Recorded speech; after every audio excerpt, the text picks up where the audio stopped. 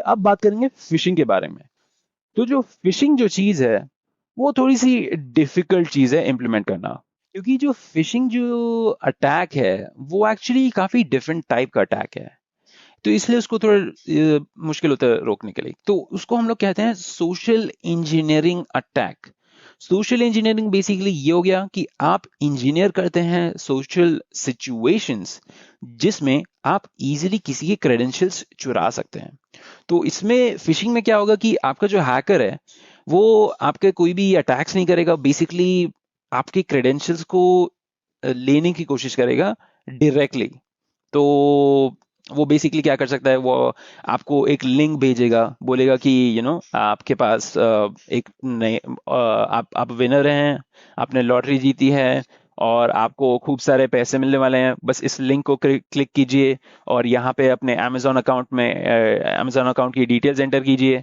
तो इससे क्या होगा कि आप क्लिक करेंगे, अगर आपको नहीं पता है फिशिंग के बारे में, और आप इसको क्लिक करते ही डेटा एंटर करेंगे जो एक फेक वेबसाइट रहेगी। तो उससे आप अपनी डिटेल्स एंटर कर रहे हैं और जो हैकर है उसको पता चल जा रहा है कि आपके क्रेडेंशियल्स क्या है, तो वो उसके इस्तेमाल से आपके एक्चुअल अकाउंट को एक्सेस कर सकता है। या फिर अगर कोई लिंक नहीं है तो वो आपको कोई वेबसाइट का लिंक नहीं है तो वो आपको बेसिकली कोई फाइल देगा कि आप डाउनलोड कर लें, और कोई भी आदमी इस फाइल को डाउनलोड कर सकता है और वो उसमें आपका एक मालवेयर हो सकता है जो आपके क्रेडेंशियल्स को ले सकता है। तो ऐसे बेसिकली कई बार लोग फूल हो जाते हैं। फिशिंग अटैक्स काफ़ी कॉमन हैं। अगर किसी आदमी को इंफॉर्मेशन नहीं है फिशिंग के बारे में तो वो काफ़ी इजीली पकड़ा जा सकता है, मतलब कि उसके क्रेडेंशियल्स चुराए जा सकते हैं। और ये बेसिकली लिमिटेड नहीं है आपके इंडिविजुअल या फिर नॉर्मल लोगों के लिए, ये कई बार बड़ी बड़ी कंट्री या फिर कंपनीज के साथ भी हो सकता है। जैसे कि आपका यूक्रेनियन पावर ग्रिड अटैक है, जो अटैक था, इसमें बेसिकली जो लोग थे न्यूक्लियर पावर प्लांट में, उन्होंने एक अनसॉलिसिटेड लिंक क्लिक कर दिया जो बाहर से आया था ऑर्गेनाइजेशन से, जिससे उस लिंक को क्लिक करने से बेसिकली एक मैलवेयर फैल गया जो न्यूक्लियर पावर प्लांट था उनके सिस्टम्स पे। तो इससे पूरा का पूरा पावर प्लांट पूरा स्टैंड स्टिल हो गया। और ये एक न्यूक्लियर पावर प्लांट है तो ये काफी बड़ी चीज हो गई।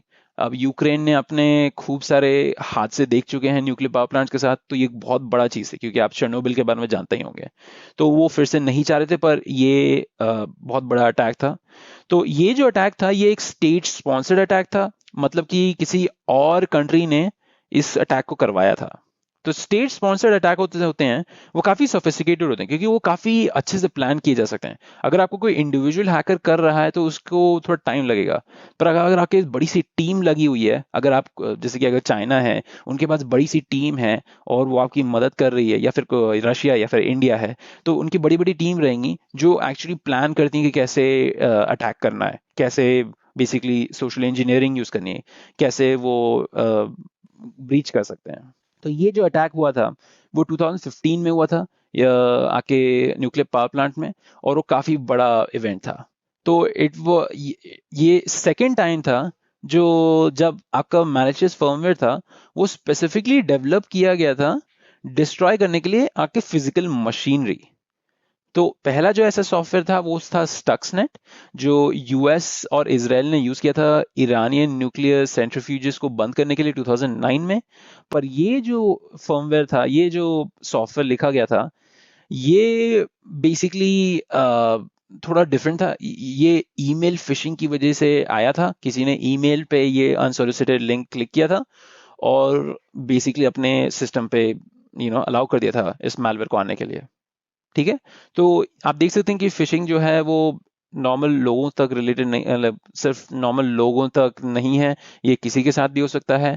तो इम्प्लीमेंट करना अच्छे measures, as a cyber security consultant आपका जॉब हो सकता है कि आप ये इंफॉर्मेशन जो है, ये जो अवेयरनेस जो है इन चीज़ों के बारे में, आप वो स्प्रेड करते हैं, बताते हैं, वर्कशॉप्स लेते हैं, लोगों को समझाते हैं कि ऐसे लिंक्स को नहीं क्लिक करना है, बेस्ट स्टैंडर्ड प्रैक्टिसेस सेट करते हैं, और खूब सारे मेजर्स इंक्लूड करते हैं जिसमें आप इजीली डिटेक्ट कर पा रहे हैं अर्ली और उसको रिस्पॉन्ड कर पा रहे हैं अकॉर्डिंग टू आपके रेगुलेशंस और लॉज हैं। फॉर एग्जांपल, अगर आप प्रूव करना चाहें एक हैकर ने ये काम किया है, तो और अब उसको कोर्ट में प्रूव करना चाहें, तो आपको एक चीज मेंटेन करनी जो रहेगी वो है चेन ऑफ कस्टडी करके।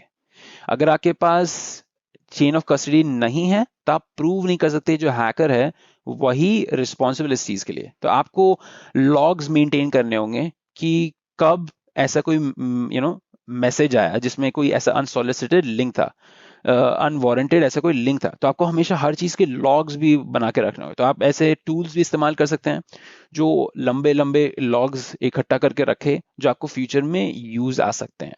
ठीक है, ओके। तो ऐसी भी चीज होती है अगर आपके लॉग्स हैं वो टैम्पर्ड हो गए हैं, किसी और ने टैम्पर कर दिए हैकर को बचाने के लिए, तो वो भी एक वायलेशन है लॉ का और उससे भी लोग जेल जा सकते हैं। तो इसको हम लोग अगर चेक करना हो कि लॉग्स टैम्पर्ड है कि नहीं तो उसके हम लोग फॉरेंसिक सिक्योरिटी यूज करेंगे जो एक डिफरेंट फील्ड है, सिमिलर डिफरेंट फील्ड। ठीक है, तो ये था हमारा फिशिंग और ये थे हमारे कुछ पॉपुलर अटैक्स। अब हम लोग क्या क्या स्टेप्स ले सकते हैं इनको अवॉइड करने के लिए फ्यूचर में।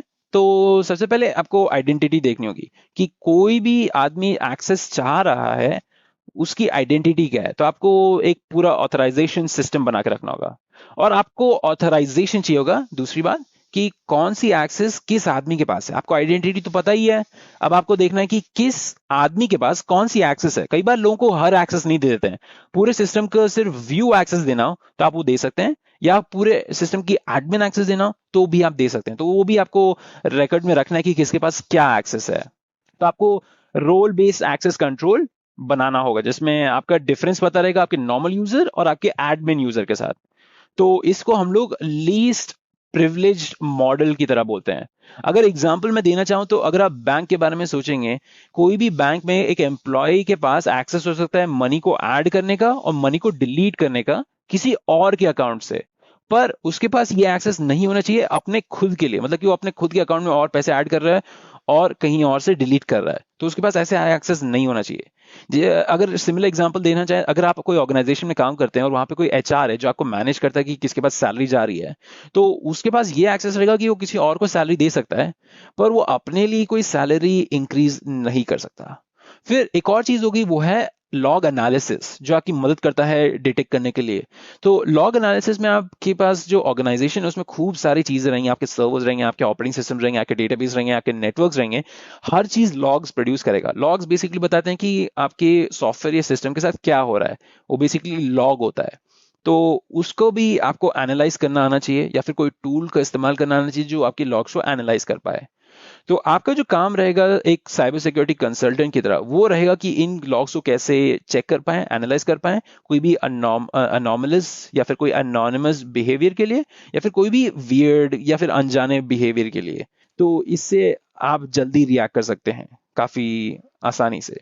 और आपको ये भी पता होना चाहिए रहेगा कि आप इन अटैक्स को कैसे रिस्पॉन्ड कर पाए, और आपको अपने फ्रेंड्स, आपके कलीग्स, आपके वर्किंग कलीग्स और जो भी लोग कंपनी में काम कर रहे हैं उनको एजुकेट भी करना होगा इस चीजों के बारे में, और उनको ये बताना होगा कि वो कैसे खुद आइडेंटिफाई कर सकते हैं प्रॉब्लम्स को। कई बार आप नहीं कर सकते क्योंकि आप हर जगह नहीं है, तो आपको इन्फॉर्म करना होगा कि लोगों को कि वो कैसे कर सकते हैं।